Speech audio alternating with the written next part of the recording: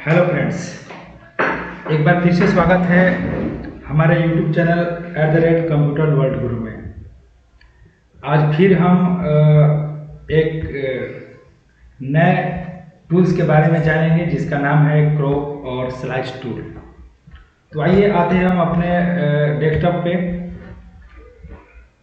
हमको यहाँ सबसे पहले फोटोशॉप को ओपन कर लेना है। जैसे हमने फोटोशॉप ओपन करके मिनिमाइज किया हुआ है, आप यहाँ से फोटोशॉप को ओपन कर लेते हैं। ओपन करने के बाद हमने आपको 4 टूल्स के बारे में पहले वाले वीडियो में हमने आपको बता दिया है। आज का मेरा टूल्स का नाम है जिसका नाम है क्रॉप टूल। क्रॉप आप लोग जानते ही होंगे, अधिकतर मोबाइल में यूज किया जाता है। क्रॉप टूल से क्या होता है कि आप किसी भी फोटो के अनर्गल चीज़ को आप क्रॉप कर सकते हैं, उसको काट सकते हैं। तो चलिए आते हैं फोटोशॉप में कैसे इसको इस्तेमाल करेंगे, देखते हैं। तो सबसे पहले हम क्या करेंगे कि यहाँ से हम कोई फ़ोटो ले लेते हैं। फ़ोटो लेने के लिए आपको फाइल पे जाना है, ओपन पे क्लिक करना है। ओपन पे क्लिक करने के बाद आप जैसे सपोज हमने कोई यहाँ से फ़ोटो ले लिया, यहाँ से हमने ये फ़ोटो ले लिया, ओपन कर लिया फ़ोटो को। अब इस फ़ोटो को हम क्या करेंगे कि हमको एक पासपोर्ट साइज के रूप में इस फ़ोटो को बदलना है। तो हमको करना क्या होगा कि इसको क्रॉप करना होगा। क्रॉप करने के लिए आप सिंपल सा क्रॉप वाले ऑप्शन पे जाएंगे और इसका शॉर्टकट की आप देख सकते हैं, दे रहा है क्रॉप टूल का C होता है। आप सिंपल सा अपने कीबोर्ड से C बटन का यूज कर सकते हैं, या आप इस पर क्लिक करेंगे। क्लिक करने के बाद आप देखिएगा ऊपर में विड्थ, हाइट, रेगुलेशन ये सारा ओपन हो चुका है। तो इस फोटो को हम पासपोर्ट साइज में बदलना है। तो पासपोर्ट साइज में बदलने के लिए हमको कुछ नंबर डालने होंगे। जैसे में हमको विड्थ क्या रखना है, हाइट क्या रखना है, रेगुलेशन क्या रखना है। तो चलिए, अगर आपको इस फोटो को पासपोर्ट साइज में बदलना है तो आपको विड्थ में जाना होगा और विड्थ में आपको टाइप करना होगा 1.2 इंच। 1.2 इंच आपको 1.2 इंच लिखना है विड्थ में, और जाना है हाइट में।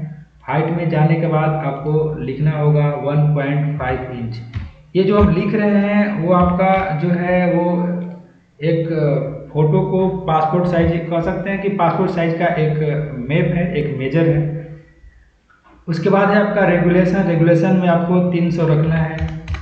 अब 300 ही रखना है। अब ये नहीं कि आप लोग 3000, 3 लाख कर दीजिएगा। आपको रेगुलेशन 300 ही रखना है। 300 में फ़ोटो जो है वो स्मूथ आता है। ये हमने सेट कर दिया विड्थ, हाइट और रेगुलेशन। उसके बाद आपको क्रॉप करना है। आप सिंपल सा इसको ऐसे इस तरीके से क्रॉप कर सकते हैं। अगर आप चाहेंगे कि थोड़ा सा बड़ा छोटा करना तो आप यहाँ से आसानी से कर सकते हैं। आपको सिलेक्ट करना है। सिलेक्ट करने के बाद अगर आप चाहें तो आप इस ट्रिक वाले ऑप्शन पे जो सही का आप देख सकते हैं, यहाँ पर सही का निशान दिया हुआ है, आप इस पर क्लिक कर सकते हैं, या अपने कीबोर्ड से एंटर प्रेस कर सकते हैं। जैसे हमने कीबोर्ड से एंटर प्रेस किया, या इस पर हम जब भी क्लिक करेंगे आप देखिएगा कि ये फ़ोटो जो है हम लोग का पासपोर्ट साइज में बन गया। तो क्रॉप टूल से सिंपल सा बात है कि हम किसी भी फ़ोटो को क्रॉप करने के लिए यूज करते हैं। उसके बाद है आपको मिलेगा एक और ऑप्शन जिसका नाम है स्लाइस टूल्स। स्लाइस का मतलब होता है टुकड़ा होता है। आप किसी भी फोटो को आप 4 बराबर भागों में, 5 बराबर भागों में, 5 पार्ट में, 6 पार्ट में, 4 पार्ट में, जो भी आपको जिस पार्ट में किसी भी फोटो को बांटना हो तो आप स्लाइस टूल से आसानी से बांट सकते हैं। स्लाइस टूल पे राइट क्लिक करने के बाद आपको 2 ऑप्शन मिलता है जिसका नाम है स्लाइस टूल और दूसरा है स्लाइस सिलेक्टेड टूल। तो चलिए आते हैं, इसका यूज करते हैं कैसे, इसका ये कैसे वर्क करता है। तो सबसे पहले हम एक इस फोटो को हम हटा देते हैं। हटाने के बाद हम कोई दूसरा फोटो ला लेते हैं। फाइल पे जाएंगे, ओपन पे जाएंगे और यहाँ से हम कोई फाइल ले लेंगे। जैसे हमने ये फोटो को सिलेक्ट किया और ओपन किया, अब देखिएगा कि हम लोग के सामने ये फोटो आ चुका है। इसी पे यूज करेंगे। एक और चीज़ बता दें कि स्लाइस टूल का यूज अधिकतर वो लोग यूज करते हैं जो वेबसाइट पर काम करते हैं। जब अगर आप फोटोशॉप का यूज कर रहे हैं तो फोटोशॉप में इसका लगभग ना के बराबर यूज है। अगर आप एक वेबसाइट डेवलपर हैं तो आप इसका यूज कर सकते हैं। चलिए देखते हैं। आप जाएंगे स्लाइस टूल पे। स्लाइस टूल पे राइट क्लिक करने के बाद पहला ऑप्शन मिलेगा स्लाइस टूल। स्लाइस टूल पर जाइएगा और जाने के बाद आपको यहाँ पे सिंपल सा ऐसे जैसे हम बीचों बीच आते हैं और लेफ्ट क्लिक को दाबे हुए इसको ऐसे इस तरीके से ऐसे खींच लेते हैं। ठीक है, देखिएगा कि ये एक पार्ट हुआ, ये 2 पार्ट हुआ, ये 3 पार्ट में हो गया। अगर आपको लग रहा है कि नहीं इसको ऐसे हम इस तरीके से ऐसे करेंगे तो इसको ऐसे भी कर सकते हैं। ये अलग अलग पार्ट हो रहा है, 1 पार्ट 2 पार्ट 3 पार्ट 4 पार्ट 5 6 जो भी है आप अलग अलग पार्ट में आपको दिख रहा है। हालांकि अभी ये अपने अलग अलग पार्ट में चेंज नहीं होगा, लेकिन कैसे चेंज होगा वो हम आपको बता रहे हैं। उसके बाद आप देखिएगा राइट क्लिक करिएगा तो एक नेक्स्ट टूल्स मिलेगा जिसका नाम है स्लाइस सिलेक्टेड टूल। आप इस पर क्लिक करके आप जो ये जो ड्रा किए हैं, जो लाइन ड्रा किए हैं, आप इसको ऐसे पकड़ के इसको इधर उधर घसका सकते हैं। यानी सिंपल सा कर ले तो इसका जो काम है स्लाइस सिलेक्टेड टूल का, आप इस जो सिलेक्शन दिया हुआ है आप इसको आगे पीछे ऊपर नीचे इसको आप इससे आसानी से घसका सकते हैं। चलिए अब इसको हम सेव करते हैं। सेव करने के लिए आपको जाना होगा फाइल पे। फाइल पे जाने के बाद आपको एक ऑप्शन मिलेगा सेव फॉर वेब। इसका शॉर्टकट की है Alt+Shift+Ctrl+S का यूज कर सकते हैं, या आप सेव फॉर वेब पे क्लिक करेंगे। क्लिक करने के बाद आप देखिएगा इस तरीके से आपको ये दिखेगा। दिखने के बाद आप देखिएगा ऊपर में एक सेव का ऑप्शन मिलेगा, आप सेव पे क्लिक कर लीजिए।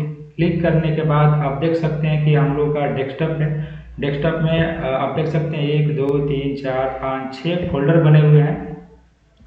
ये 6 फोल्डर के अलावा अगर हम सेव करते हैं तो एक और फोल्डर बनेगा, जिस फोल्डर में आपको पार्ट बाय पार्ट इस बैकग्राउंड के पार्ट बाय पार्ट यानी अलग अलग पिक्चर देखने को मिलेगा। चलिए फाइल नेम में आते हैं। फाइल नेम में आपको जिस नाम से सेव करना है, जैसे में हम सेव कर दिए ओके के नाम से, तो हम ओके यहाँ पे प्रेस करेंगे और सेव पे सिंपल सा क्लिक करेंगे। यही सिंपल क्लिक किए। क्लिक करने के बाद इसको हम मिनिमाइज करके आते हैं अपने डेस्कटॉप पे, तो देखिएगा ये ओके नाम से सेव हो चुका है। और इसके साथ साथ एक और सेव हुआ है जिसका नाम है इमेज के नाम से, खुद से सेव हुआ है। चलिए इसको ओपन करके देखते हैं कि हालांकि इस इमेज में आखिर है क्या। इस पर आपको क्या करना होगा, डबल क्लिक करना होगा। डबल क्लिक करने के बाद आप देखिएगा कि जितने पार्ट में हमने फोटो को काटा हुआ था उतने पार्ट ये अलग अलग सेव हो चुके हैं। जैसे में 1 2 3 4 5 6 7 हमने 7 पार्ट में काटा था। अब देखिएगा कि ये 7 पार्ट में फोटो जो है वो बदल गया है, 7 पार्ट में अलग अलग पार्ट में हो चुका है, सेव हो चुका है। तो उम्मीद करते हैं कि आपको अच्छे से स्लाइस टूल के बारे में और क्रॉप टूल के बारे में अच्छे से समझ में आ गया होगा। चलिए मिलते हैं नेक्स्ट वीडियो में। अगर मेरा वीडियो थोड़ा सा भी आप लोगों के लिए हेल्पफुल है तो इस चैनल को शेयर जरूर करें, लाइक जरूर करें और सब्सक्राइब जरूर करें। Thank you.